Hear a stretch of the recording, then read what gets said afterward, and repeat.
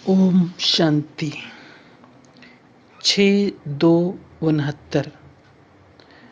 महिमा सुनना छोड़ो, महान बनो। सभी याद की यात्रा में बैठे हो।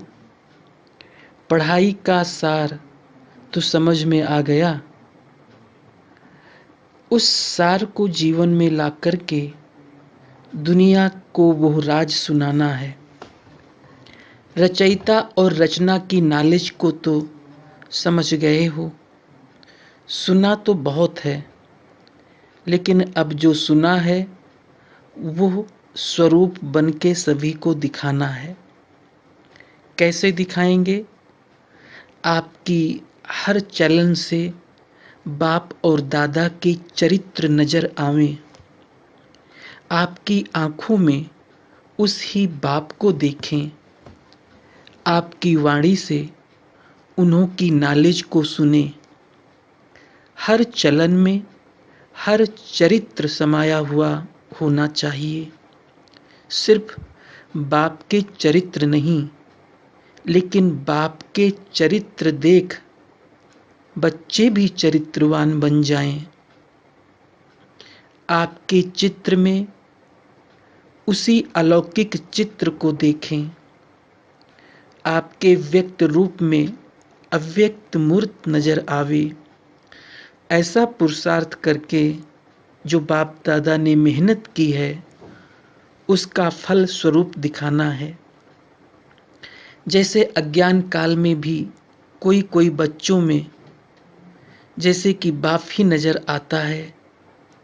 उनके बोल चाल से अनुभव होता है जैसे कि बाप है। इसी रीति से जो अनन्य बच्चे हैं, उन एक एक बच्चे द्वारा बाप के गुण प्रत्यक्ष होने चाहिए और होंगे। कैसे होंगे? उसका मुख्य प्रयत्न क्या है? मुख्य बात यही है जो साकार रूप से भी सुनाई है कि याद की यात्रा अव्यक्त स्थिति में स्थित होकर हर कर्म करना है। अब तो बच्चों को बहुत सामना करना है, लेकिन समर्थ साथ है, इसलिए कोई मुश्किल नहीं। सिर्फ एक बात सभी को ध्यान में रखनी है कि सामना करने के लिए बीच में रुकावट भी आएगी। सामना करने में रुकावट कौन सी आएगी मालूम है? देह अभिमान। देह अभिमान तो एक मूल बात है, लेकिन सामना करने के लिए बीच में कामना विघ्न डालेगी। कौन सी कामना? मेरा नाम हो, मैं ऐसा हूँ, मेरे से राय क्यों नहीं ली, मेरा मूल्य क्यों नहीं रखा। ये अनेक प्रकार की कामनाएं सामना करने में विघ्न रूप में आएगी। ये याद रखना है।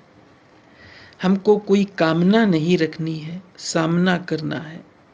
अगर कोई कामना की तो सामना नहीं कर सकेंगे। और अव्यक्त स्थिति में महान बनने के लिए एक बात जो कहते रहते हैं वो धारण कर ली तो बहुत जल्दी और सहज अव्यक्त स्थिति में स्थित हो जाएंगे। वो कौन सी बात? हम अभी मेहमान हैं, क्योंकि आप सभी को भी वाया सूक्ष्म वतन होकर घर चलना है। हम मेहमान हैं, ऐसा समझने से महान स्थिति में स्थित हो जाएंगे। मेहमान के बजाय जरा भी एक शब्द में अंतर कर लिया तो गिरावट भी आ जाएगी। वो कौन सा शब्द? मेहमान समझना है, लेकिन महिमा में नहीं आना है। अगर महिमा में आ गए तो मेहमान नहीं बनेंगे। मेहमान समझेंगे तो महान बनेंगे।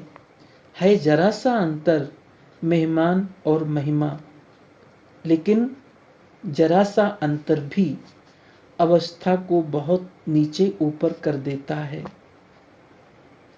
तुम सभी को ज्ञान कौन सा देते हो? त्रिमूर्ति का।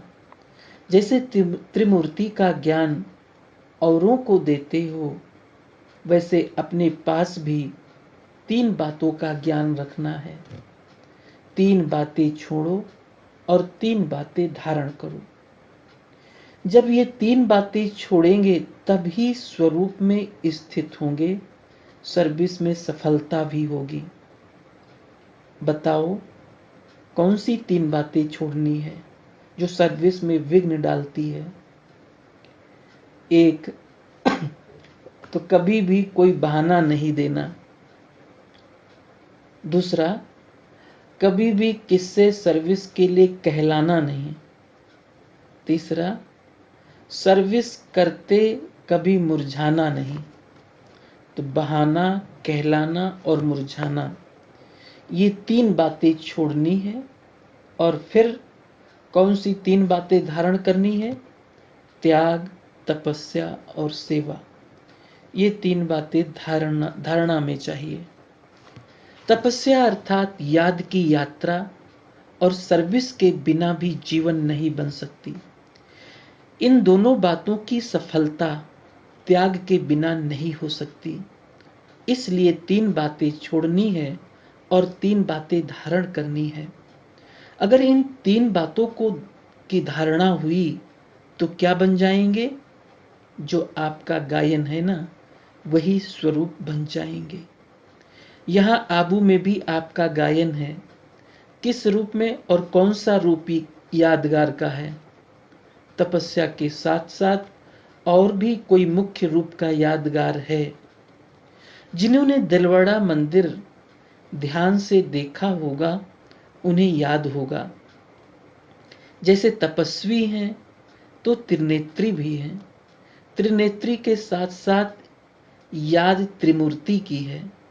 तो जैसे यादगार है त्रिनेत्री का, ऐसा बनना है। तीसरा नेत्र कौन सा है? ज्ञान का। ज्ञान का तीसरा नेत्र ही यादगार के रूप में दिखाया है। तपस्वी और त्रिनेत्री। तीसरा नेत्र कायम होगा तब ही तपस्वी बन सकेंगे। अगर ज्ञान का नेत्र गायब हो जाता है तो तपस्या भी नहीं रह सकती। इसलिए अब त्रिमूर्ति शब्द को भी याद करके धारणा में चलेंगे तो वो बन जाएंगे। जो शक्तियों का गायन है, जो प्रभाव है, वो देखने में आएगा। अभी गुप्त है। अभी तक शक्तियां गुप्त क्यों हैं? क्योंकि अभी तक अपने स्वमान, अपनी सर्विस और अपनी श्रेष्ठताएं अपने से ही गुप्त हैं। अपने से ही गुप्त होने कारण सृष्टि से भी गुप्त हैं। जब अपने में प्रत्यक्षता आएगी तब सृष्टि में भी प्रत्यक्षता होगी। अभी शिवरात्रि का जो पर्व आ रहा है, उनको और भी धूमधाम से मनाना, बड़े उमंग और उल्लास से परिचय देना है। क्योंकि बाप के परिचय में बच्चों का परिचय भी आ जाता है। बच्चे बाप का परिचय देंगे तो बाप फिर अव्यक्त में बच्चों का परिचय, बच्चों का साक्षात्कार आत्माओं को कराते रहेंगे। तो इस शिवरात्रि पर कुछ नवीनता करके दिखानी है। क्या नवीनता करेंगे? अब तक जो भाषण किए हैं वो यथा योग यथा शक्ति तो करते रहते हो, लेकिन अब खास शक्ति रूप से भाषण करनी है। शक्ति रूप का भाषण क्या होता है? ललकार करना। क्या ललकार करेंगे? और ही जोर शोर से समय की पहचान दो और उन्हों को बार बार सुनाओ कि ये बाप का कर्तव्य, अब जास्ती समय नहीं है। कुछ तो हाथ से गंवा दिया, लेकिन जो कुछ थोड़ा समय रहा है उनको भी गंवा ना दो। ऐसे फोर्स से समय की पहचान दो। जैसे आजकल साइंस वाले ऐसे ऐसे बम्स बना रहे हैं जो अपने स्थान पर बैठे हुए भी जहां बम लगाना होगा वहां का निशाना दूर बैठे भी कर सकते हैं। तो साइंस की शक्ति से तो श्रेष्ठ साइलेंस है। जैसे वो साइंस के लोग गोले बनाते हैं, वैसे अब शक्तियों को साइलेंस की शक्ति से गोले फेंकने हैं।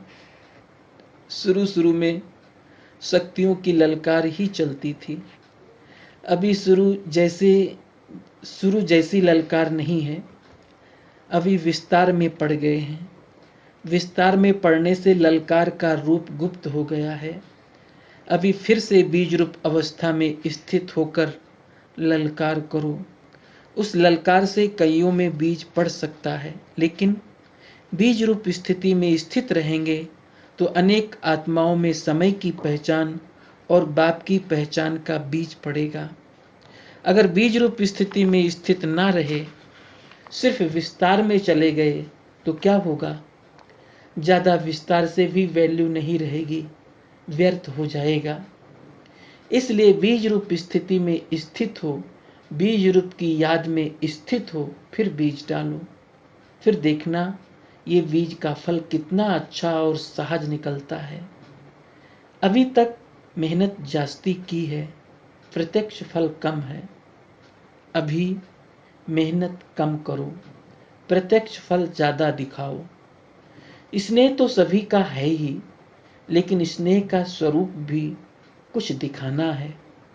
यूं तो सदैव इस स्थिति में रहना चाहिए, लेकिन खास शिवरात्रि तक हर एक बच्चे को ऐसा समझना चाहिए जैसे शुरू में आप बच्चों की भट्ठी के पुराण चलते थे।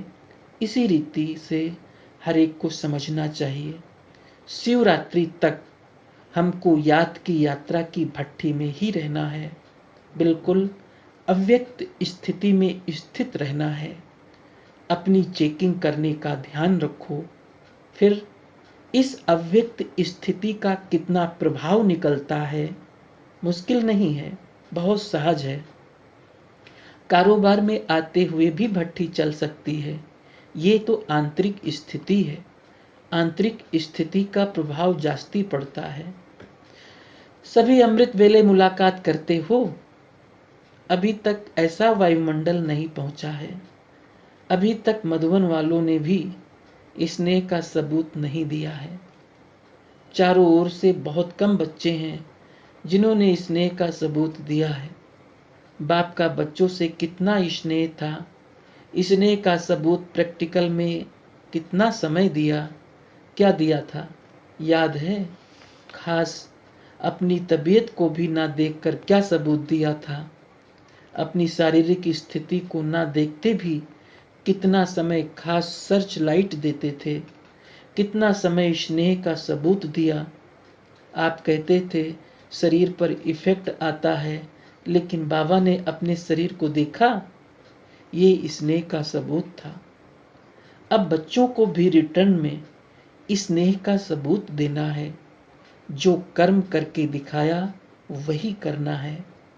अमृत वेले जैसे साकार रूप में करके दिखाया, वैसे ही बच्चों को करना चाहिए।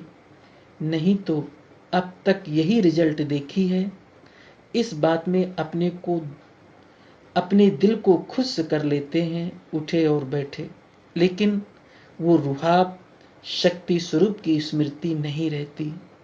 शक्ति रूप के बदले क्या मिक्स हो गया है? सुस्ती। तो सुस्ती मिक्स होने से मुलाकात करते हैं, लेकिन लाइन क्लियर नहीं होती है। इसलिए मुलाकात से जो अनुभव होना चाहिए वो नहीं कर पाते हैं। मिक्सचर है। यहाँ शुरू करेंगे तो मधुबन वासियों को देख सब करेंगे। मधुबन निवासी जो खास स्नेही हैं, उनको खास सेक्रीफाइस बलिदान करना है। स्नेह में हमेशा सेक्रीफाइस किया जाता है। अच्छा, ओम शांति।